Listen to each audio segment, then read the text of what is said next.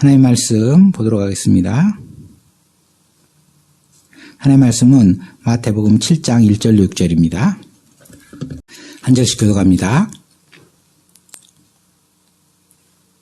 비판을 받지 아니하려거든 비판하지 말라.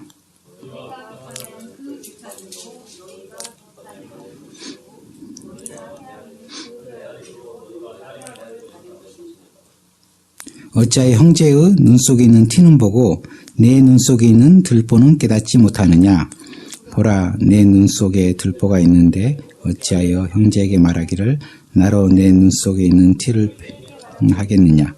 외식하는 자여, 먼저 내 눈 속에서 들보를 빼어라. 그 후에야 밝히 보고 형제의 눈 속에서 티를 빼리라. 다 같이 거룩한 것을 개에게 주지 말며 너의 진주를 돼지 앞에 던지지 말라. 그들이 그것을 발로 밟고 너희를 찢어 상하게 할까 염려하라. 아멘. 기도하겠습니다. 사랑이 많으신 아버지 하나님 감사합니다. 또 오늘 주의 말씀 앞에 섰습니다. 아버지 하나님, 말씀은 진리오니 이 진리가 저희들의 영혼과 저희들의 삶과 저희들의 인생을 완전히 자유롭도록 주께서 말씀으로 역사하여 주시옵소서. 아버지 하나님, 주의 말씀은 진리입니다. 그 진리 가운데, 진리의 빛 가운데 우리가 튼튼하고 안전하게 거할 수 있도록 하여 주시오며, 세상의 헛된 교훈 때문에 일이 흔들리고 저리 휩쓸리고 저렇게 불안해하는 그런 인생이 아니라 주의 진리의 토대 안에 튼튼하고 안전하게 삶을 살아가도록 은혜를 더하여 주시옵소서. 주의 말씀은 빛이 오니 우리가 세상에서 어두운 데서 두려워 떠는 게 아니라 주의 진리 때문에 밝고 건강하며 안전하며 기쁘게 살아가도록 주의 빛 대신 진리로 저희들을 인도하여 주시옵소서. 아버지 하나님, 주의 말씀은 생명의 빵입니다. 우리가 생명의 빵을 먹고 우리의 몸으로 흡수할 때 주여 우리의 영혼이 힘으로 돌아가야 하시고 우리의 영혼이 강건토록 하여 하시고 우리의 영혼이 즐겁게 하여 주시며 우리의 영혼이 참으로 힘으로도록 주여 말씀으로 역사하여 주시옵소서. 아버지 하나님, 말씀으로 우리의 영혼을 깨끗게 하여 주시고 말씀으로 모든 죄를 씻어 주시며 말씀으로 말미암아 우리가 참으로 하나님의 나라를 경험하도록 은혜를 더하여 주시옵소서. 주여 말씀을 들을 때 주의 성령께서 우리 심령 가운데 영혼 가운데 역사에서 거듭남의 역사, 영적인 눈이 열리는 역사, 주의 진리를 바라보는 역사가 참으로 우리에게 이루어지도록 능력을 행하여 주시옵소서. 감사드리며 예수님 이름으로 기도드립니다. 아멘. 우리 서로 인사 나눕니다. 말씀 가운데 은혜 받으십시오.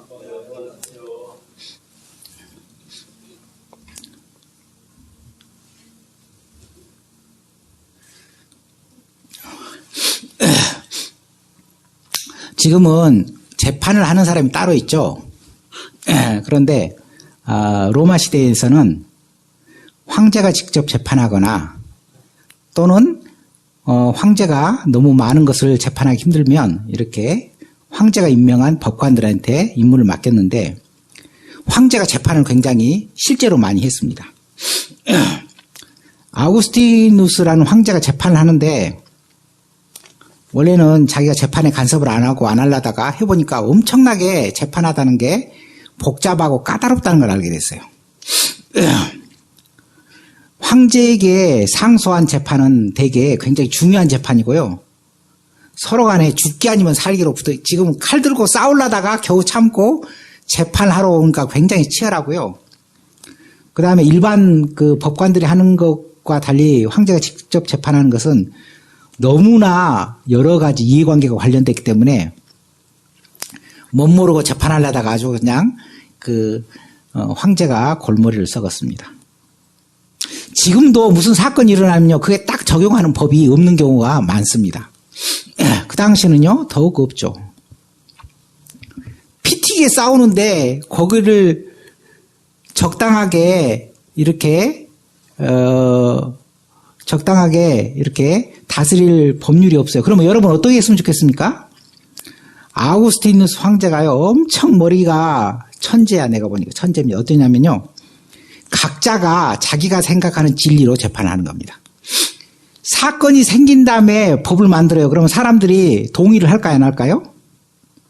예를 들어서 어제까지 딱딱한 빵을 먹는 것은 자유롭게 먹었는데 오늘 갑자기 딱딱한 빵을 먹는 것은 위법. 그러더니 어제 먹은 사람, 그제 먹은 사람한테 와가지고 왜 법을 어겼냐고 그러면 사람들이 그걸 동의를 할까요? 안 할까요? 안 하죠. 왜 그러냐면 전에는 자유했는데 왜 갑자기 법이 바뀌었어? 법이 바뀌었으면 그 이후에 적용해야 되는데 왜 옛날 것까지 적용하고 사람이 아무리 황제라도 그럴 거 아닙니까? 근데 재판을 하다 보면 마땅히 적용할 법이 없어. 그러니까 뭐라고 하냐면 재판하는 당사자가 자기가 생각하는 게 진리라고 생각하는 걸 적용하는 거예요. 그러면 혼란스러울 것 같은데 아주 기가 막힌 방법입니다. 어떤 사람이 어떤 사람 싸우는데 평소에 악감정이 있으니까 A와 B가 서로 싸워요. 그러면 서로의 악감정이 있다 보니까 A가 B에 대해서 비판하는 내용이 있었을 겁니다. 그러겠죠? 그러니까 재판이 그냥 우연하게 이루어진 게 아니라 어떤 사건 하나에 의해서 이루어진 게 아니라 오랫동안 묵은 감정이 참다 터져가지고 재판을 이룬 겁니다. 제가 어렸을 때 시골에 살았는데 저희 삼촌이 도시에서 살았는데 그 도시 바로 옆에 법원이 있었어요. 지금 알고 보니까 광주고등법원, 광주지방법원이라는 게 있었어요. 그냥 옛날에는 법원이 있나 그랬죠. 가다 보면 나는 못 모르고 가는데 가다 보면 법원에서 법원 앞에 무슨 사무실이 있냐면 변호사 사무실 많습니다. 여기 변호사 사무실 많죠. 지금은 변호사 사무실 가면 인테리어도 깨끗하게 하고 그냥 멋진 직원들도 양복 입고 앉아있지만 제가 중학교 때 변호사 사무실은 거의 복덕방 수준이었어요. 복덕방 수준이고 그 변호사 되시는 그 할아버지들이 그러니까 뭐 젊은 변호사들 이렇게 연세 드신 변호사죠. 이렇게 쓰레빠 신고 란닝구 입고 이렇게 뭐 부채 붙이고 이렇게 있어요.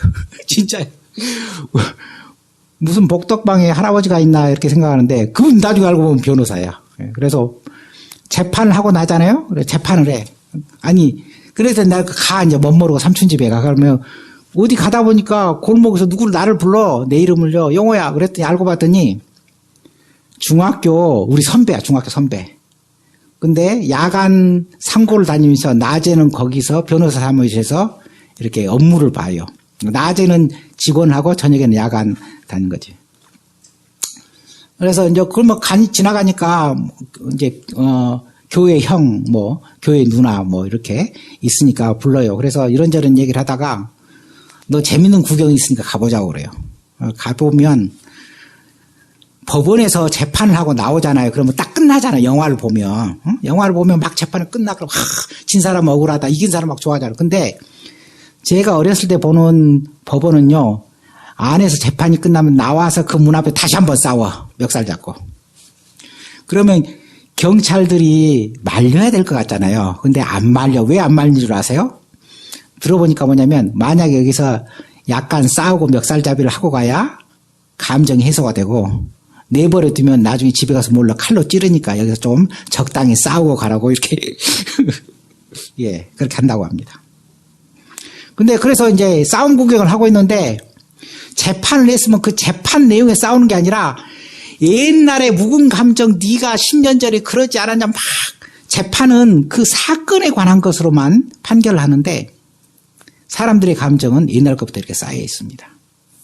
근데 아우구스티누스 황제가 재판을 할 때 그 판결을 내릴 때 거기에 적당한 법률이 없어. 법이 없어. 그러면 어떻게 하냐면 각자가 상대방이 진리라고 주장한 내용을 가지고 판결하는 겁니다.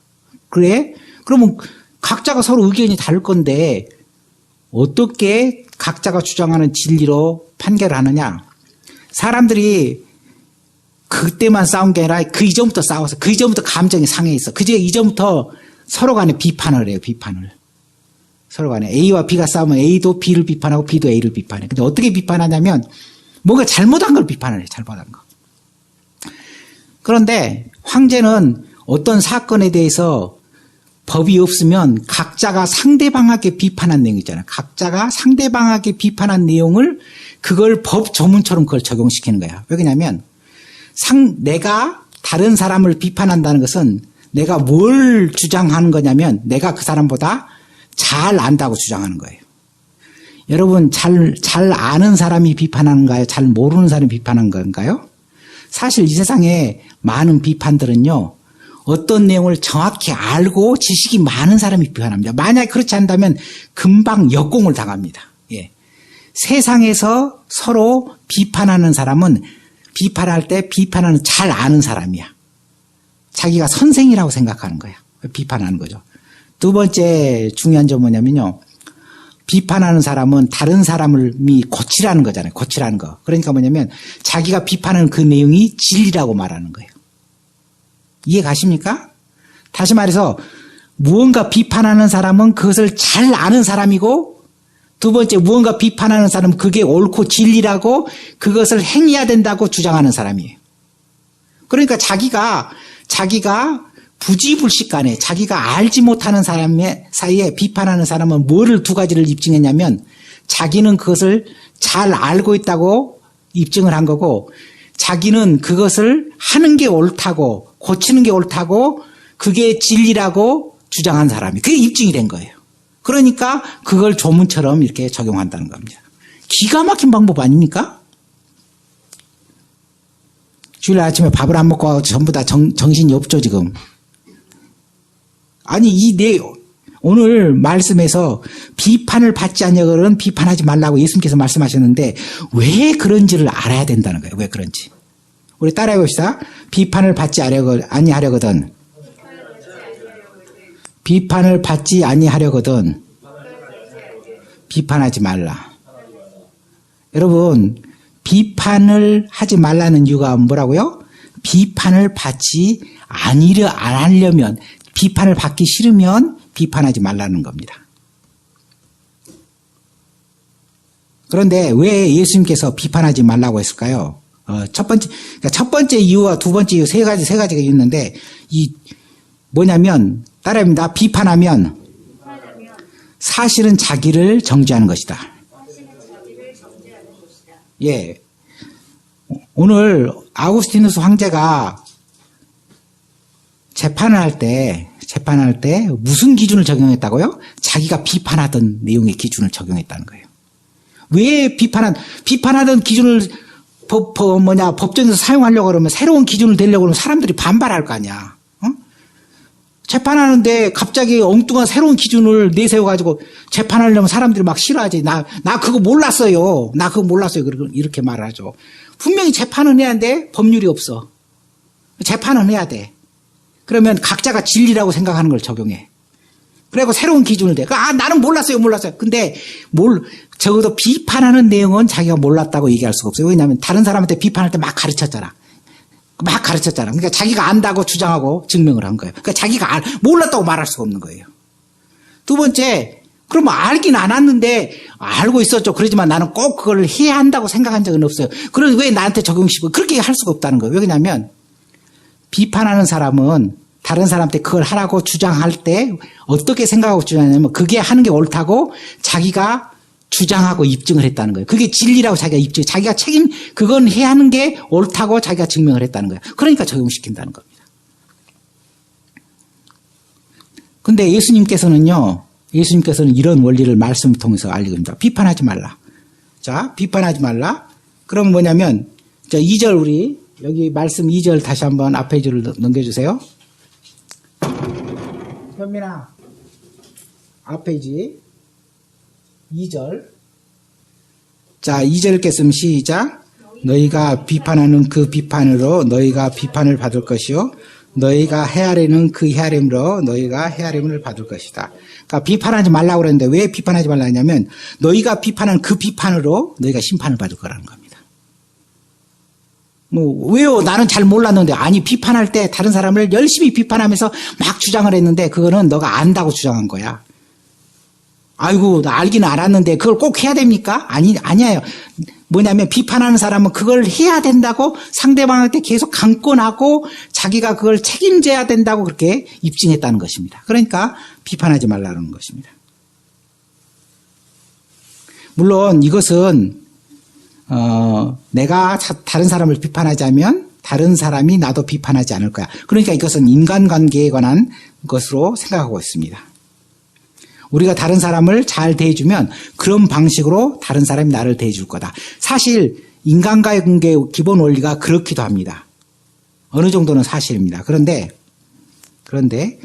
사람들이 우리에게 어떻게 대하는가, 이것은 사실 핵심이 아닙니다. 뭐냐면요, 하나님께서 우리를 어떻게 대우하시고 하나님께서 우리를 어떻게 보살피실 건가, 이게 핵심입니다. 그러니까 우리 믿는 자들은 가장 중요한 게 하나님께서 우리를 판단하시고 하나님께서 우리를 어떻게 대우하실 건가, 이게 가장 중요하다는 것입니다. 바울이 고린도전서 4장에서 뭐라고 말했냐면 우리는 무엇보다도 하나님과 그분의 심판과 그분의 평가를 구합니다. 쉬운 성경입니다. 우리는 무엇보다도 하나님 그분의 심판과 평가를 구합니다. 그러니까 사람들의 평가와 사람들의 심판이 중요하지 않습니다. 우리는 하나님의 평가가 중요합니다. 물론 하나님께서 말씀을 통해서 우리를 이렇게 판단하고 심판하시겠죠. 근데 오늘 본문 말씀에서 분명히 뭐라고 말씀하셨냐면요, 너희가 비판은 그 비판으로 너희가 비판을 가질 거다, 이렇게 말씀하셨습니다. 다시 말해서 우리가 누군가를, 다른 사람을 비판하는 것은 뭐냐면요, 알고 보면 자기를 비판하는 게 되는 겁니다. 왜 그러냐면 우리가 다른 사람을 비판하는 기준으로 하나님께서 우리를 판단하실 것이라는 겁니다. 그러면 아까 말했죠. 비판하는 것은 두 가지를 증명한다. 비판하는 것은 두 가지를 증명한다고 했습니다. 뭘 증명한다는 겁니까? 뭐냐면요, 내가 그것을 알고 있다. 아니, 몰랐는데요, 말할 수가 없습니다. 왜? 그냥 비판하면서 자기가 안다는 사실을 하나님 앞에 입증한 겁니다. 두 번째, 그거 꼭 해야 된다고 생각한 적이 없는데요, 막 왜 안 했냐고 막 비판한다는 것은, 그거는 상대방에게 그것을 해야 한다고, 하는 게 옳다고 주장한 거고, 하는 게 옳다고 자기가 증명한 거라는 겁니다. 따라서 비판은 자신의 유죄 증거를 쌓는 겁니다. 성경에서 뭐라고 말씀하셨냐면요, 따라해봅니다. 많이 주인 자에게, 다시 말해서 많이 주신 자에게 많이 요구할 것이요. 많이 준 자에게 많이 요구할 거다. 무슨 말이냐면 하나님께서 어떤 사람에게는 지혜를 많이 주고요, 어떤 사람은 좀 지혜가 부족한 사람이 있습니다. 어떤 사람은 운동을 잘하는 사람이 있고요, 어떤 사람은 운동을 못하는 사람이 있습니다. 그런데요, 지혜를 많이 주고 선생이 되는 사람은요, 더 높은 수준의 도덕과 더 높은 수준의 성품을 요구한다는 것입니다. 다시 말해서 다른 사람을 가르칠 정도로 성숙하고요, 다른 사람을 가르칠 정도로 많이 아는 사람은요, 그에 걸맞는 기준을 하나님께서 요구하신다는 것입니다. 야고보서 3장 1절에 이런 말씀이 있습니다. 내 형제들아, 너희는 선생된 우리가 더 큰 심판을 받을 줄 알고 선생이 많이 되지 말라.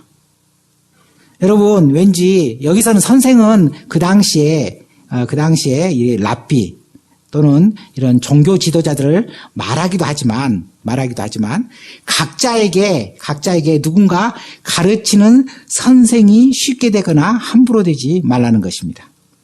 왜 그러냐면 선생님은 가장 많이 알아요. 그러면 알기만 하면 끝날 것 같은데 알면 더 높은 책임을 진다는 것입니다. 예수님께서 신약성경에서 가장 싫어하는 부류가 어떤 사람이었습니까? 바리새인들이었어요. 예수님께서 바리새인을 싫어하신 이유는요, 첫 번째 뭐냐면 자기들은 선생이야, 더 많이 알고 있어. 그런데요, 자기는 실천하지 않고 다른 사람을 계속 비난하고 정죄하고 비판만 했습니다. 그런데 예수님께서는요, 그 바리새인들을 끔찍이 싫어했는데 그 이유는 뭐냐면 비난만 하고 정죄만 하고 자기는 하지 않았다는 것입니다. 야고보서 3장 1절 말씀으로 그들을 분석해 보면요, 내 형제들아, 너희는 선생된 우리가 더 큰 심판을 받을 줄 알고 많이 선생이 되지 말라. 그러니까 함부로 선생님이 되지 말라는 겁니다. 함부로 비판하지 말라는 겁니다. 함부로 가르치려고 하지 말라는 겁니다. 왜 그러냐면 내가 가르쳤다는 것은 내가 잘 알고 있다는 것으로 입증한 거고, 내가 비판하면서 가르치려고 노력하는 것은 내가 그것을 해야 한다고 명백하게, 그게 해야 하는 것이 진리고 그것을 반드시 해야 한다고 내가 말로 입증한 겁니다. 따라서 남을 가르칠 정도로 많이 알고 남이 반드시 그걸 해야 된다고 진리라고 생각했다고 한다면 그 기준으로 하나님께서 우리를 심판하신다는 겁니다.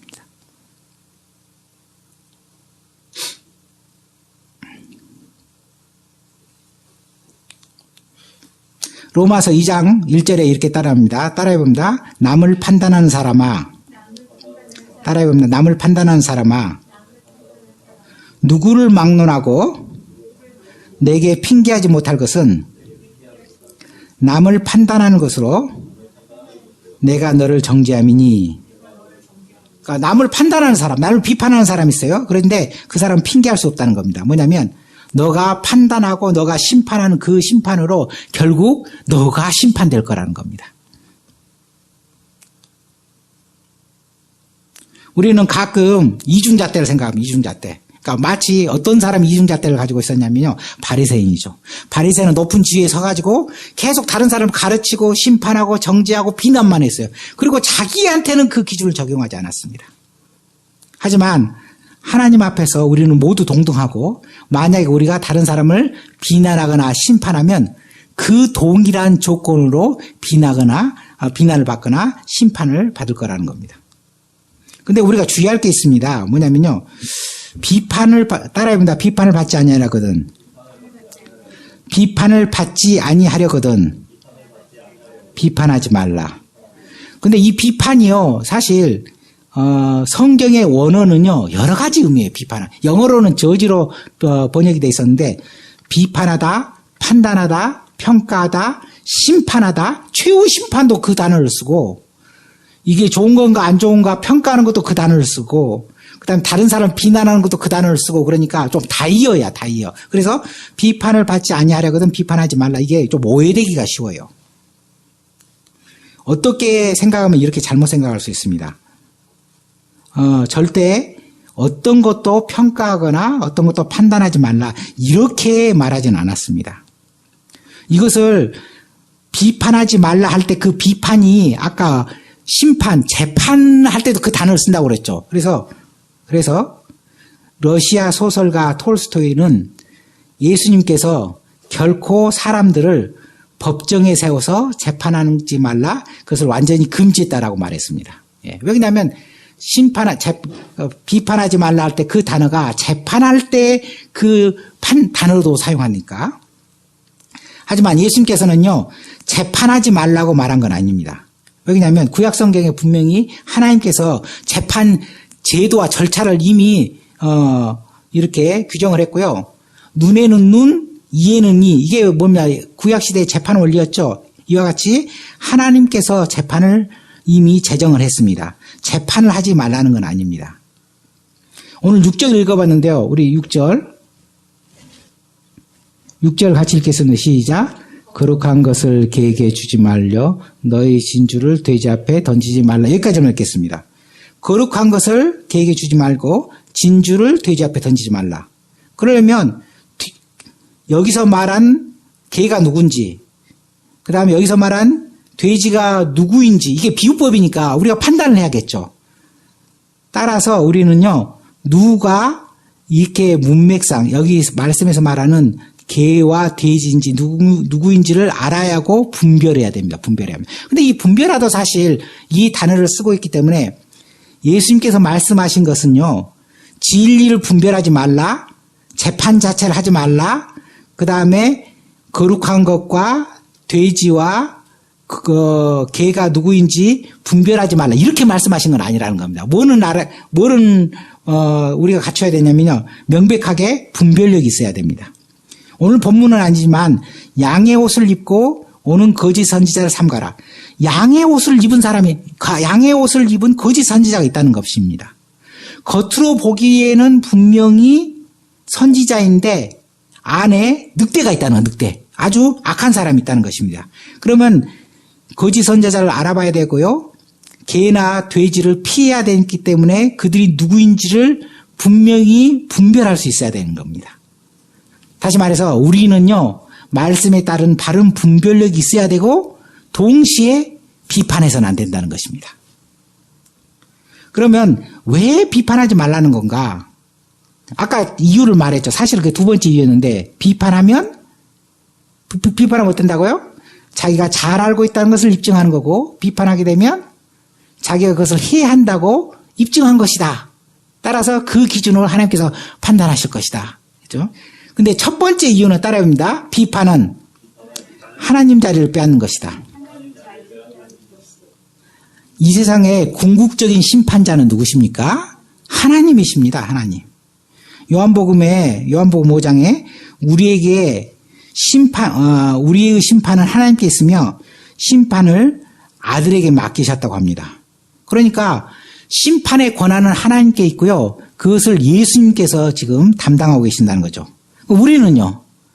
우리는 분별하고 그다음 우리는 진리인지를 판단하고 우리는 구분할 수 있지만 어떤 자격은 없다고요? 심판하거나 비판하는 자격은 우리한테 없다는 것입니다.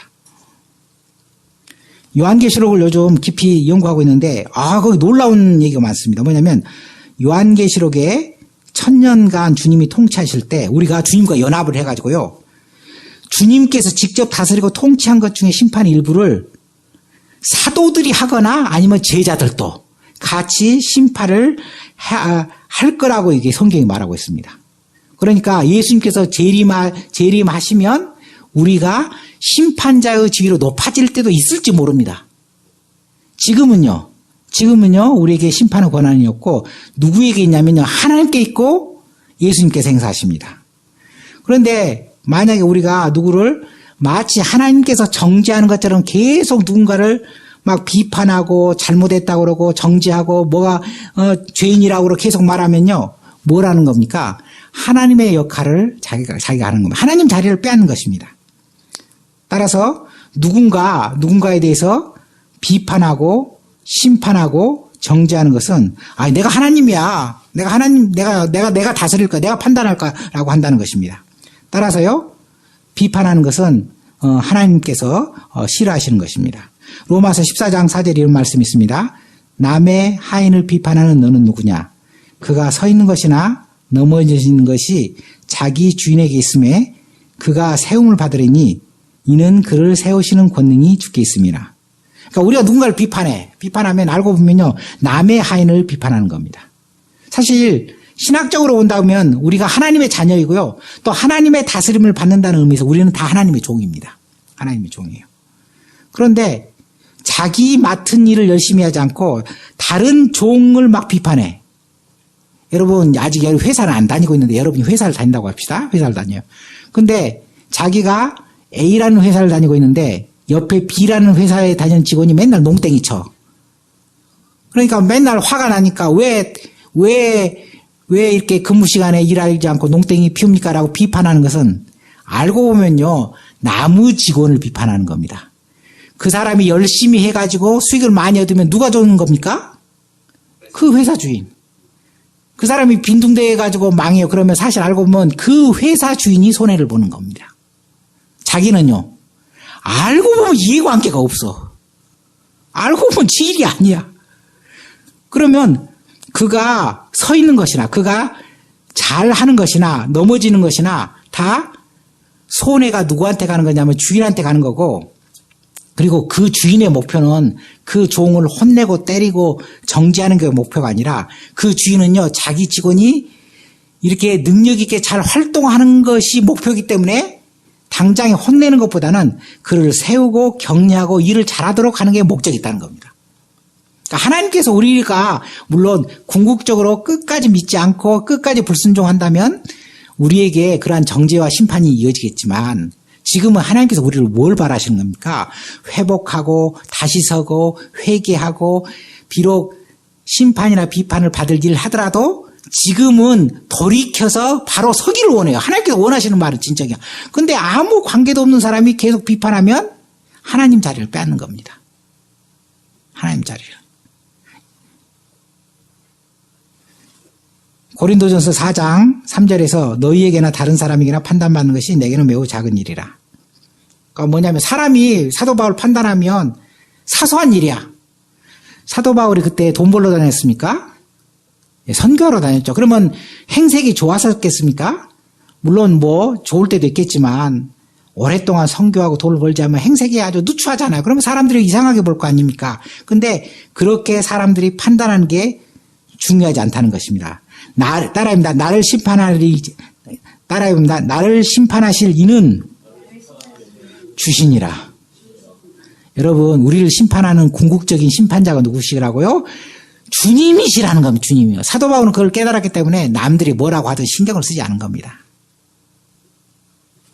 근데요, 너무 또 이 말씀을 크게 받아버리면요, 그러면 남이 막 보기 싫은 것만 하게 되는데, 남을 이렇게 존중을 해야겠지만, 궁극적으로 심판하는 이시는 누구라고요? 하나님이시라는 겁니다.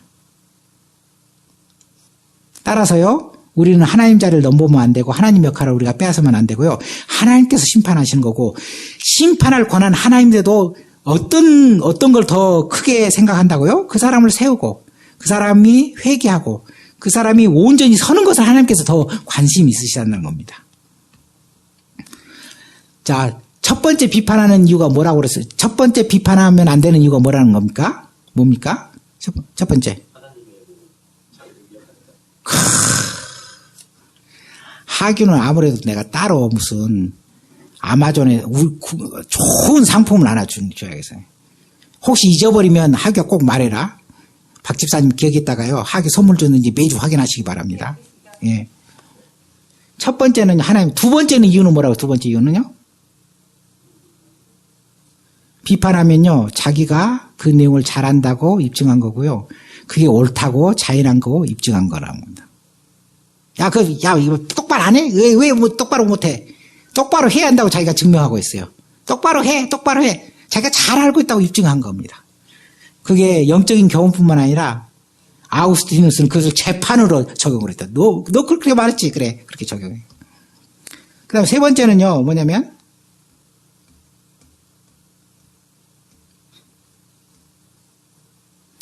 따라합니다. 비판하면 자신의 더 큰 죄를 증명하는 것입니다.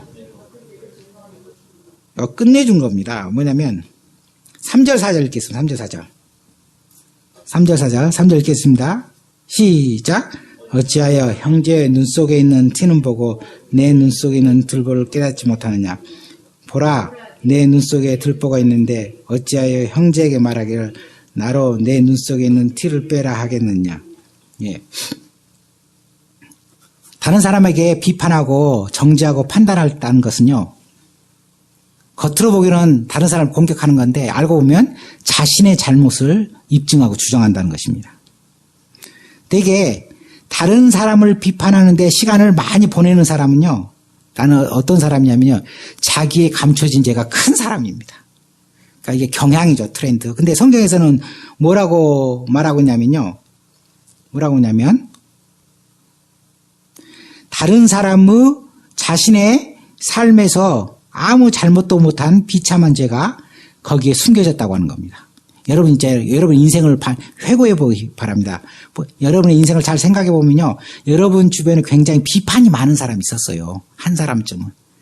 어떤 사람은 여러 사람일 수도 있죠. 어떤 사람은요, 본인이 너무 열심히 비판하기 때문에 자기 옆에 비판할 기회를 못 주는 사람도 있겠죠. 하지만 잘 생각해 보면 여러분의 인생에 다른 사람의 인생의 잘못을 찾아내는 사람이 한 사람쯤 있었어요. 그렇지 않습니까? 제발 좀 그렇다고 해 주십시오.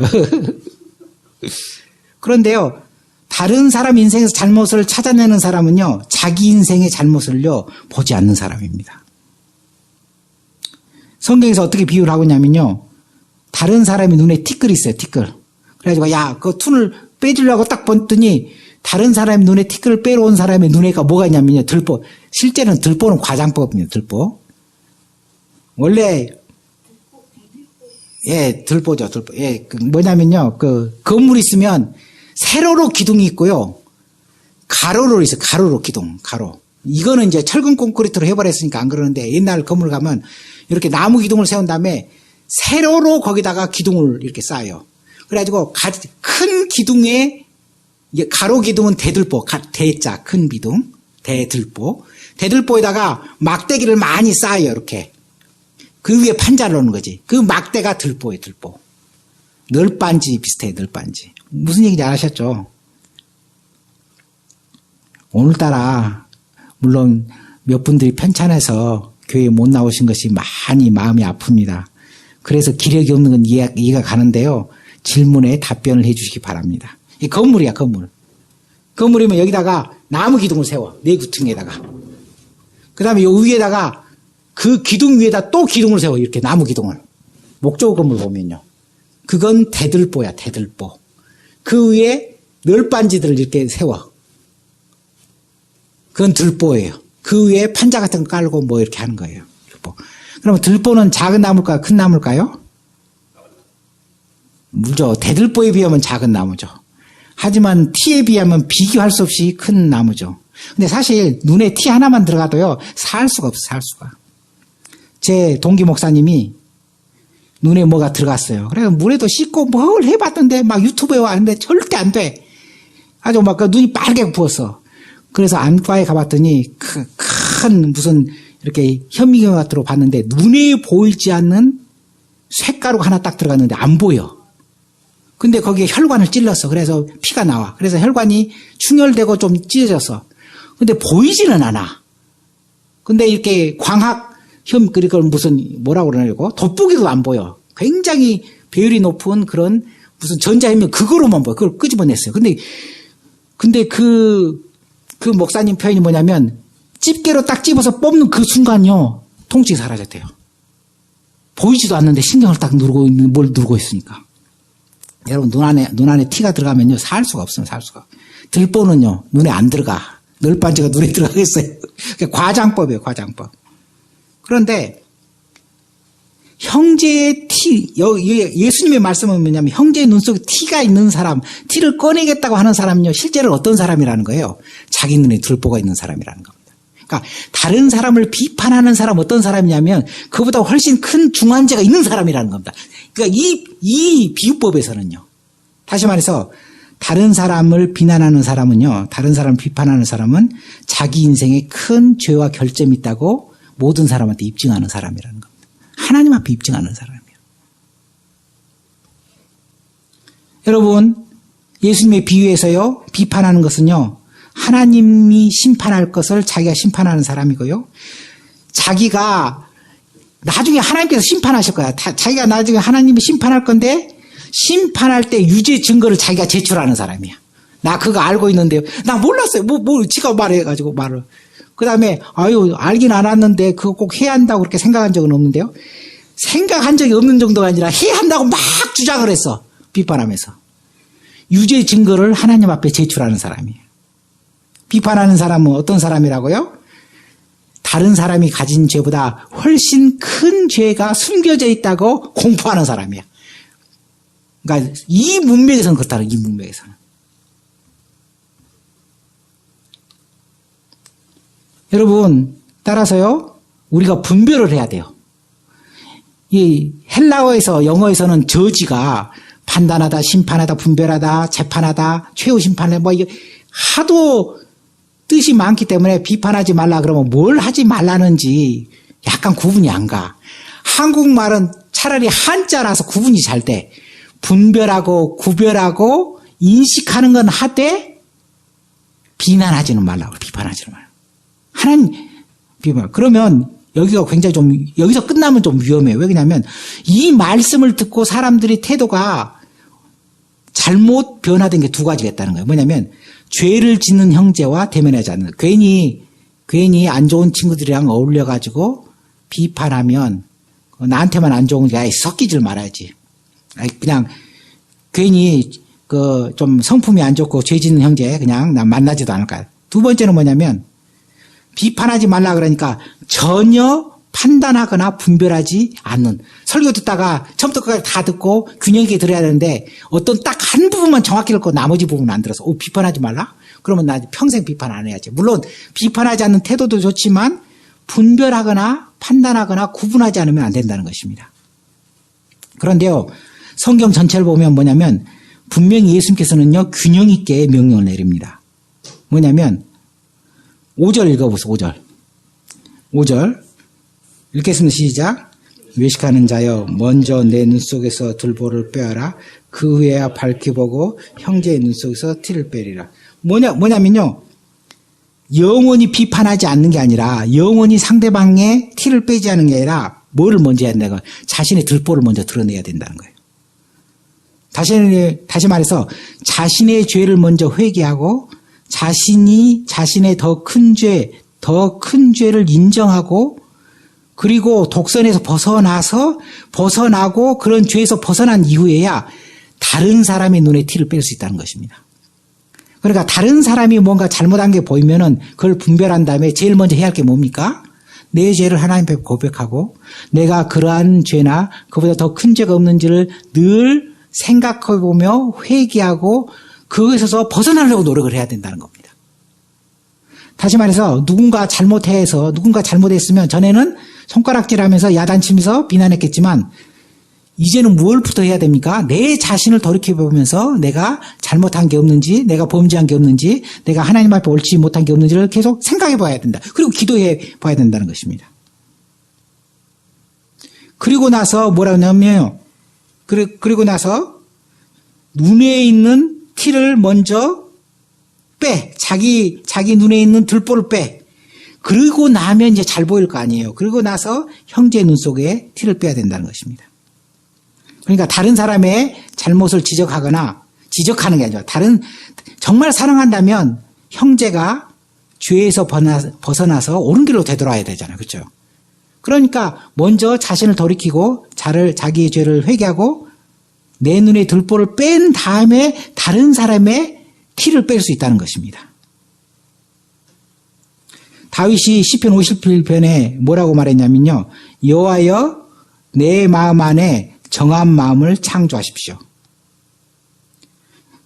쉬운 성경으로 하면 여호와여 내 안에 깨끗한 마음을 만들어 주십시오. 쉬운 성경. 그리하면 내가 범죄자들에게 주의 도를 가르칠 수 있을 것입니다. 그러니까 범죄자들에게 말씀을 가르치려면 뭐부터 해야 된다고요? 내 마음 가운데 정한 마음이 먼저 만들어져야 된다는 것입니다. 하나님 앞에 회개하고 돌이키고 정한 마음이 된 다음에야 죄인을 주께로 돌아오도록 가르칠 수 있다는 것입니다. 갈라디아서 6장 1절에 너희가 형제를 회복하거든 사랑과 온유와 두려움으로 회복하고 내 자신을 돌아보아 시험을 받지 않게 하라. 뭐라고요? 내 자신을 돌아봐야 돼. 내 자신을 돌아봐야 돼. 다른 형제를 여기서 회복은 아픈데 회복이 아니라 사실은 범죄한 거, 잘못한 걸 얘기하는 겁니다. 그러니까 형제가 잘못하겠는데 그걸 회복시키려면 사랑하는 마음으로, 온유한 마음으로, 그리고 두려움으로 조심스럽게. 비판하지 말고. 근데 무엇부터 해야 하고? 너 자신을 돌아봐. 이런 방식으로 다른 사람의 눈에 티를 뺄 수가 있다는 것입니다.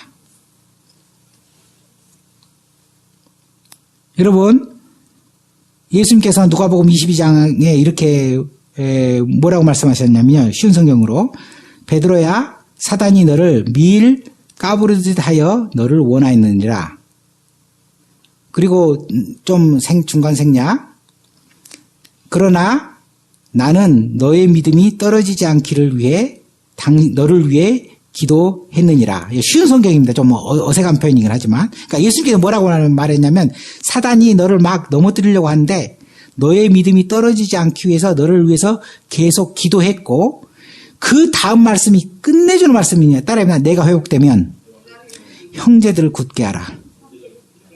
굳게 하는 믿음을 굳게 하라. 믿음을 회복시키게 하라거든요. 그러니까 뭐냐면 너가 가끔 죄에 넘어지는데 너가 회복되고 나서 형제들의 믿음을 바로 세워라. 이렇게 말했다는 겁니다.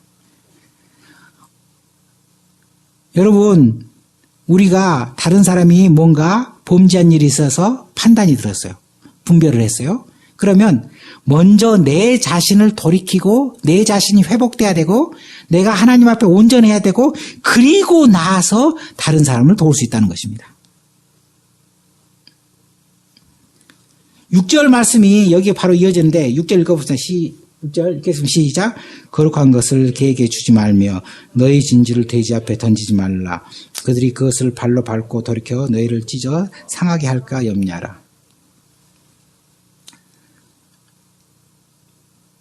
요즘은 개가 상팔자여가지고요.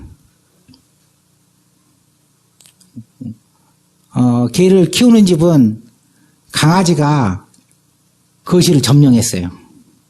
영국 가보니까 그래요, 영국. 영국에서 개를 키우는 집은 거실에 개가 완전 점령했습니다. 그래가지고요, 냄새가 나서 들어갈 수가 없어. 그러니까 거기도 개를 키워서 좋아하긴 한데 좀 냄새가 나니까 그냥 거실을 따로 떼줘버린 것 같아요.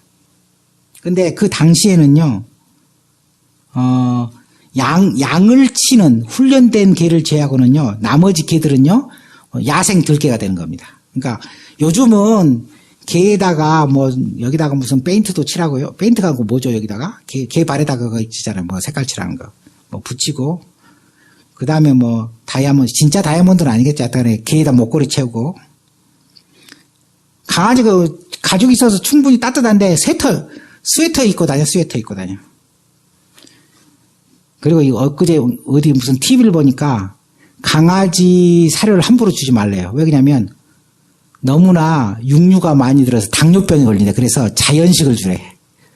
참, 누가 내 끼니에 영양이 골고루 있나 이렇게 아무도 생각해 주는 사람이 없는데 그 강아지는 건강식 먹고 있어, 건강식. 당뇨 걸린다고. 근데 그 당시 개는요, 그 양을 치는 개는 굉장히 품종이 좋고 훈련이 돼 있고 머리가 좋아요. 나머지는 들깨고 아주 그냥 아주 흉측했어요. 도시를 떠돌아다니고 그 다음에 얘들도 습격하고 그 다음에 아주 야생이니까 짖고 으르렁거리고, 예. 그러니까 사람들이 싫어해서 굉장히 불결하거나 그 다음에 악하거나 그러면 개에다 비유를 한 거죠. 그런데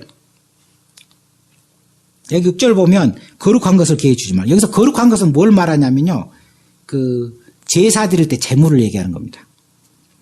제사 드릴 때 그 제물로 가져오면 번제로 다 태워서 하나님께 올려드리는 게 있고, 일부는 그 다음에 제사장 몫으로도 가져가고, 어떤 거는 제물로 올려드리고 다 자기가 가져가서 이렇게 주변 사람들과 같이 먹고 이렇게 하잖아요. 그러니까 거룩한 거. 그러니까 제물을 굉장히 소중히 여겼어요.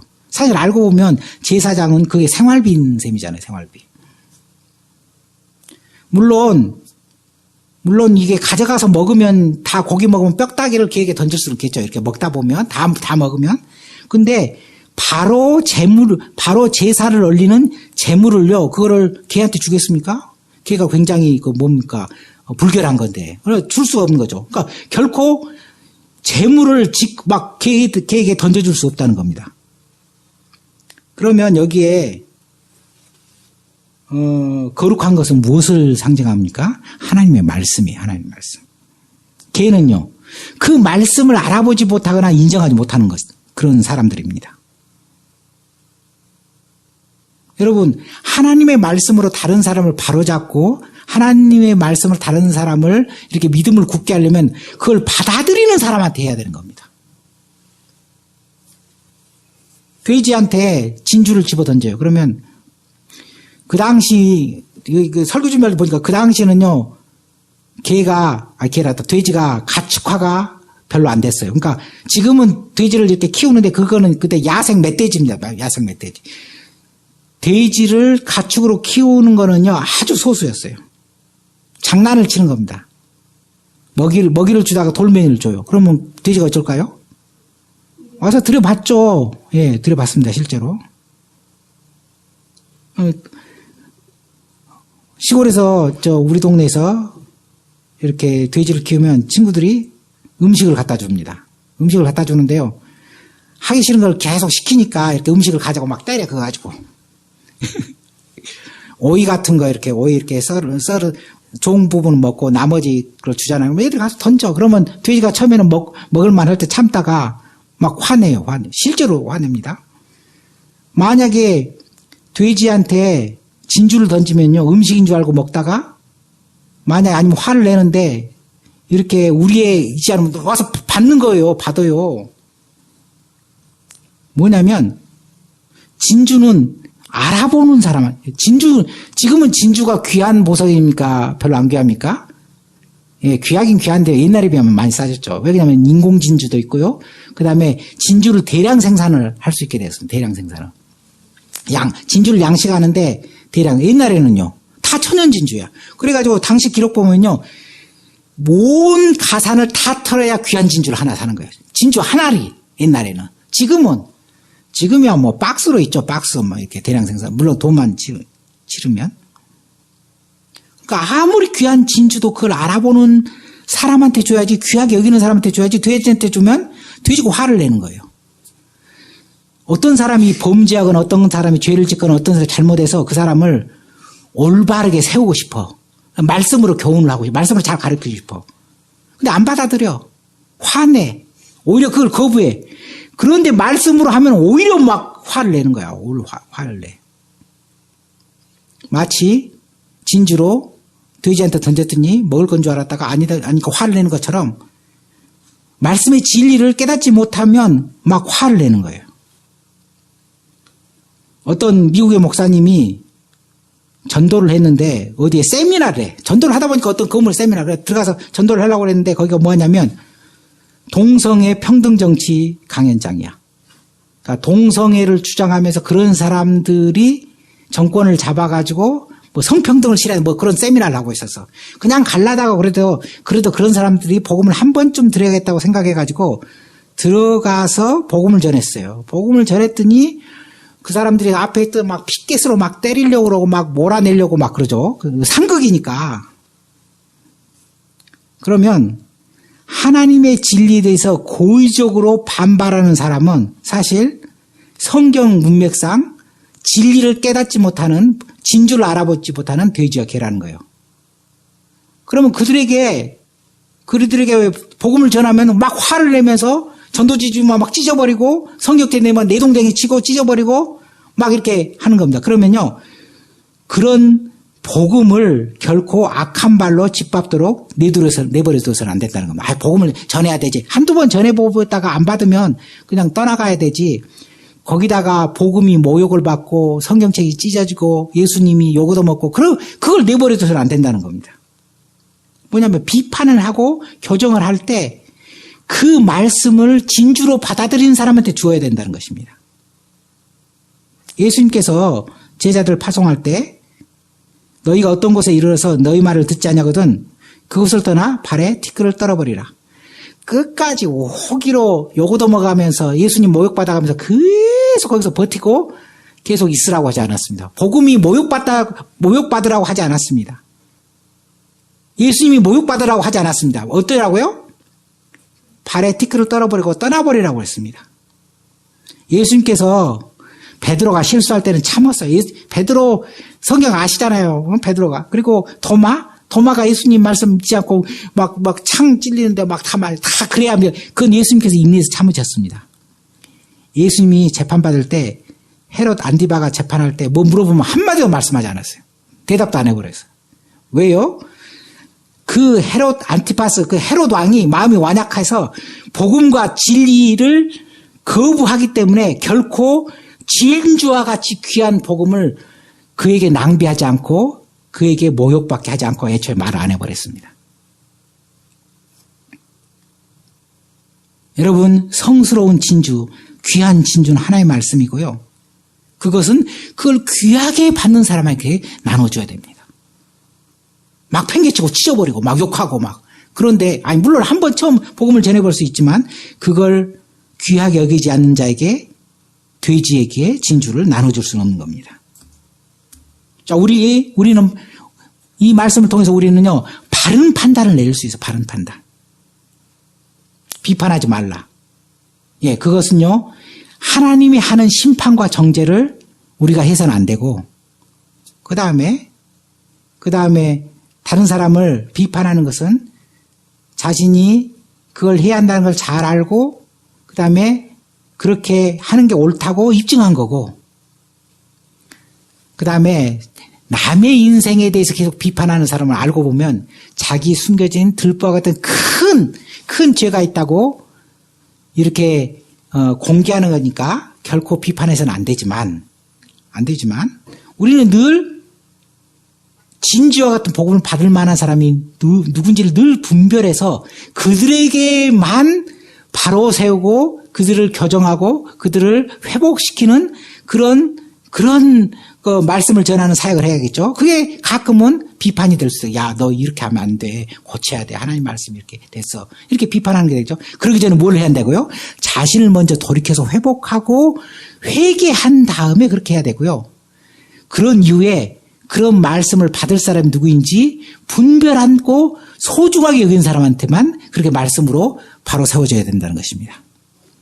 오늘 귀한 진리의 말씀을 여러분에게 전했습니다. 여러분, 우리가 하나님 자리를 뺏으면 될까요? 안 됩니다. 우리가 함부로 심판하거나 정죄하면 될까요? 안 됩니다. 그러기 전에 우리 자신을 돌이켜야 되고요. 그 다음에 말씀으로 회개하고 우리가 온전히 바로 서고 우리의 심령이 정하게 된다면 분별해서 그걸 받을 수 있는 사람에게 귀하게 말씀으로 교훈하고 바로 세워야 될 것입니다. 이 말씀으로 통해서 오늘 여러분이 변하기를 원합니다. 여러분 인생이 변하기를 원합니다. 이 말씀대로 살기를 원합니다. 이 말씀이 정말 귀한 열매로 여러분 10년 가운데 자라기를 원합니다. 그러한 귀한 말씀 역사가 오늘 시작되도록 저와 여러분에게 축원드립니다.